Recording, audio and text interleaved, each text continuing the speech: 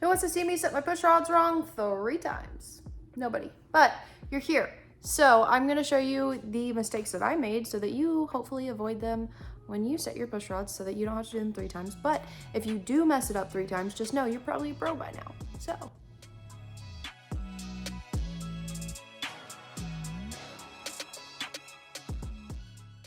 So as you can see, I start to turn the motor over as well as stick my hand inside of there. And what I'm doing is feeling for these lifters and where they're at while watching them as well. And for the first one that I was looking for, this was my exhaust side and this was my intake side. So what I was doing was setting them at 0 lash. If I wanted to set my intake side, what I would do is hold my hand on this one. It would be all the way in the down position. This one would go up, come back down, and then this one would begin to come up. And that's when I could set my intake at 0 lash. That means it's all the way at the bottom, there's no pressure inside. If I was sitting my exhaust side, what I would do is allow this one to go all the way up, start to come back down, and that's when this one hits at 0 lash.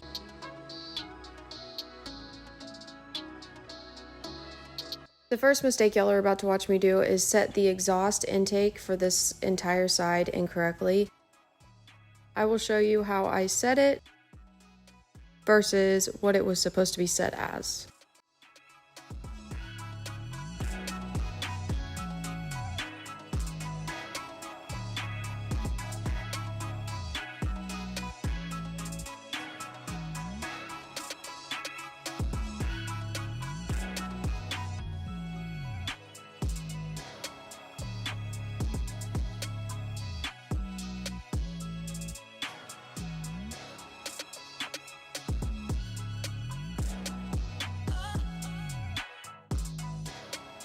For this next mistake, you can call me not very smart for doing, but I feel like it's a more common mistake than what people admit to. The poly locks just didn't seat right on all of the rocker arms, so I called my dad over because it just didn't seem right to me.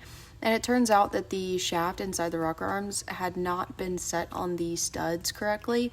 So there's actually a groove that the poly lock is supposed to seat into, and not all of them were that way, so not all of them could technically lock. Take 3.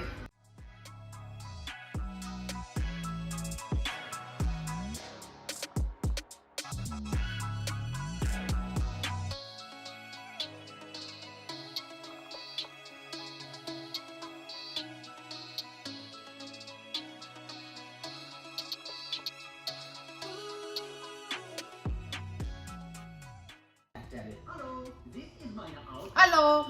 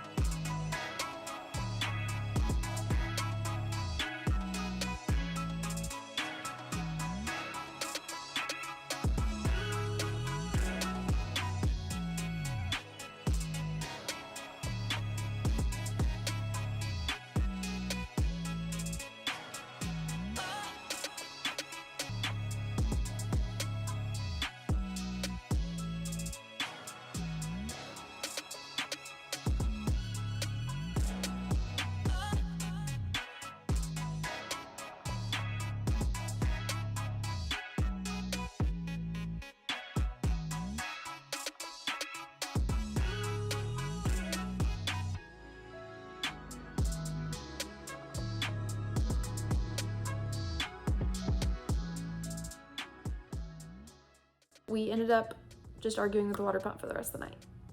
Before I give you updates on the ugly stepchild, I want to let you guys know that down in the description there is a link to a giveaway on my TikTok, so go enter. So I'm currently waiting for axle bearings from Jeg so that I can get the rear end back in, and then once the rear end is back in, we are going to tear apart the front suspension again because I most certainly destroyed that bearing.